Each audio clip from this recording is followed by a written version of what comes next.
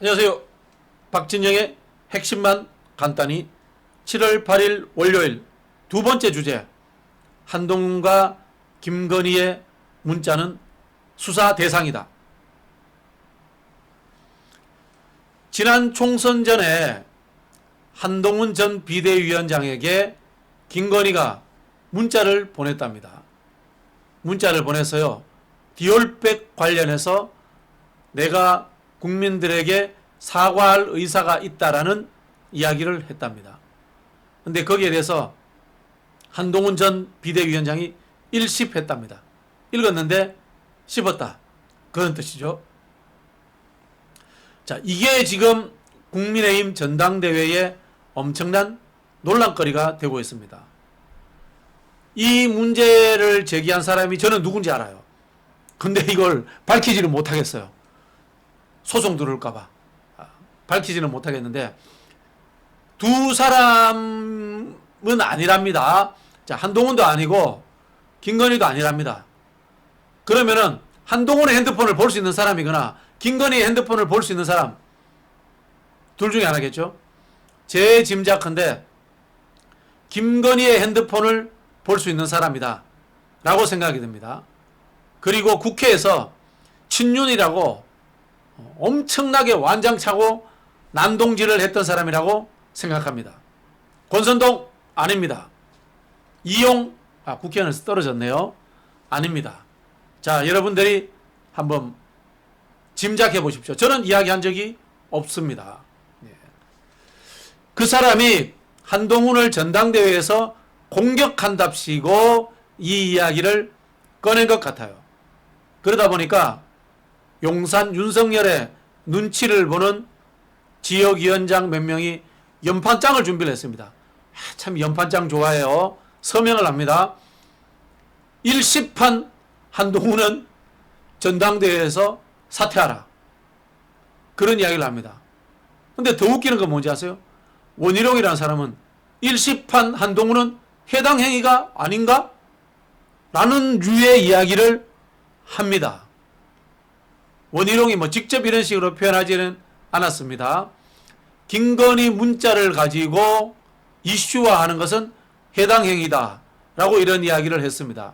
그걸 제가 보니까 해석해 보면은 왕비인 김건희의 문자를 제대로 읽지도 않고 그걸 가지고 전당대회에서 이익을 보려고 써먹으려고 하는 한동훈은 왕비를 모욕한 역모에 가깝다 라고 이야기하는 겁니다.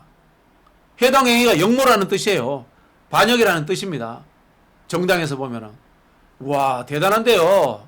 한동훈이 김건희의 카톡 문자를 일십했다고 이게 역모다, 해당 행위다, 그런 이야기까지 하네요.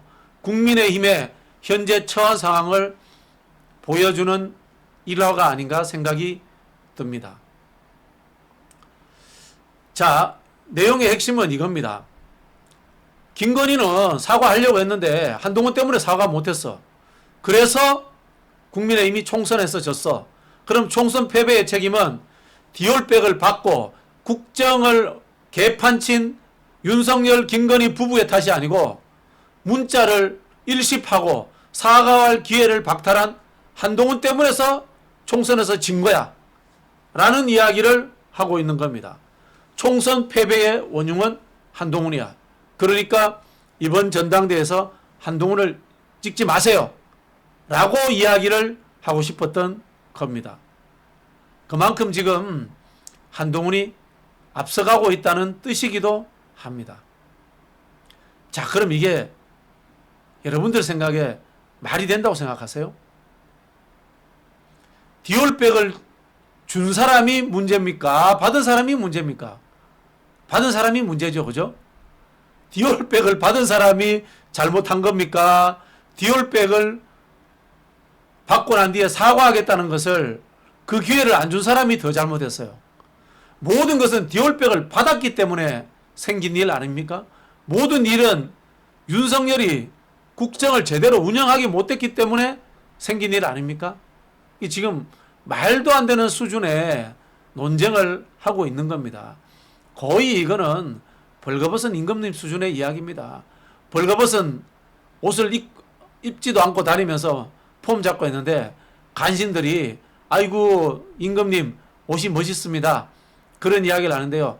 애들이 아이고 임금님 벌거벗었네요. 라고 막 조롱을 합니다. 그러니까 그 중에 한 명을 찍어가지고 너 왜 나 벌거벗었다고 이야기 안 해줬어? 그런 이야기를 합니다. 사실 알고 보면요. 한동훈도 똑같은 수준의 인간이죠. 그러나 지금 50보 100보 수준에서 잘잘못을 따져보면요. 한동훈 잘못보다는 김건희와 윤석열의 잘못이 본질이라는 겁니다. 자, 근데 여기에서요.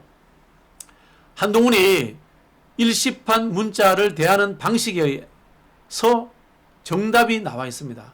한동훈은 이런 이야기를 합니다. 여러 요로라는 것은 아마 정무라인을 통해서겠죠.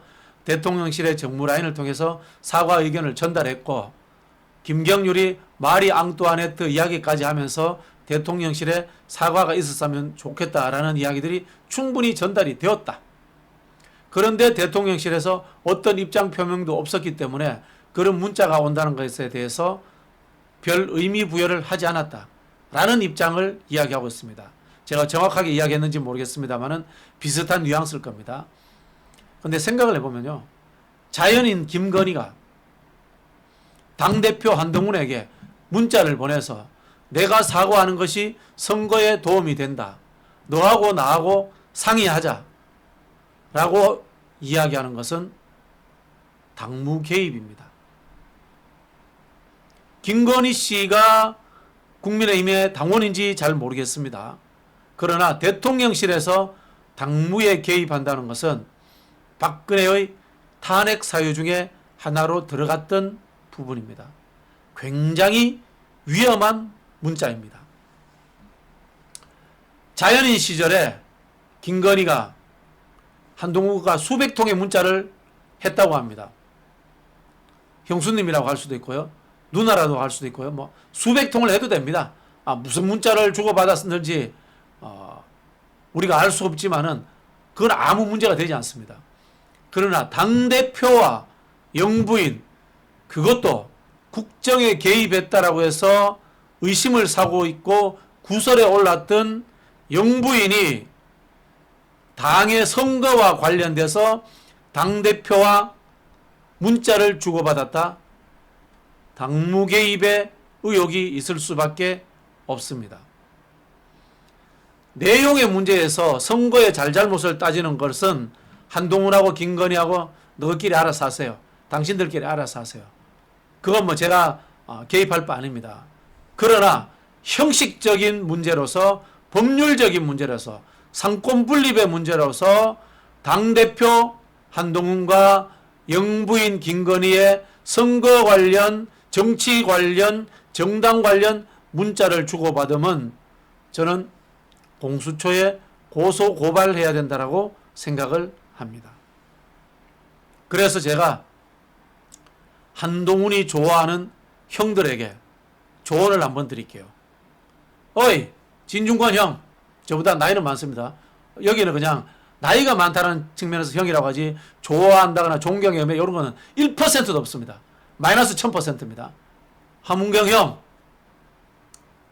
김경률은 형이 아니고 저하고 비슷하는가요? 뭐 형인지 모르겠는데 한동훈의 이름으로 김건희를 공수처에 고소하십시오. 저는 그렇게 된다면요. 전당대회에서도 이길 수 있을 뿐더러 한동훈의 대공가도에 새로운 청신호가 켜질 거라고 조언드립니다. 저한테 뭐 연구 용역비나 컨설팅 비용 안 주셔도 됩니다. 왜냐면요. 국민의힘 핵심 지지층들은 기회주의적 속성이 있습니다. 윤석열 뭐 그렇게 좋아하겠어요. 현재 살아있는 권력이고 현재 대통령이니까 보호해야 된다는 생각을 가질 뿐입니다. 그러나 미래 권력이 윤석열을 넘어서서 훨씬 더 대통령이 될 가능성이 높아져 가고 있다. 그러면 한동훈 쪽으로 옮겨올 가능성이 충분히 있습니다. 박근혜에서 보수의 핵심이라고 했던 박근혜에서 윤석열로 넘어오는 과정을 보십시오. 그러고도 남을 사람들 아닙니까?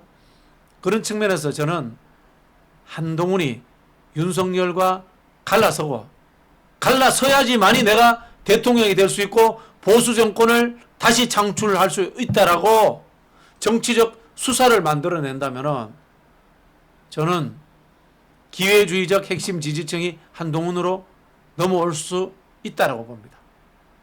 그래서 한동훈이 전당대회에서 이길 수도 있고 대권 가도가 편해질 수 있다고 봅니다. 제 이야기 솔깃하지 않으세요?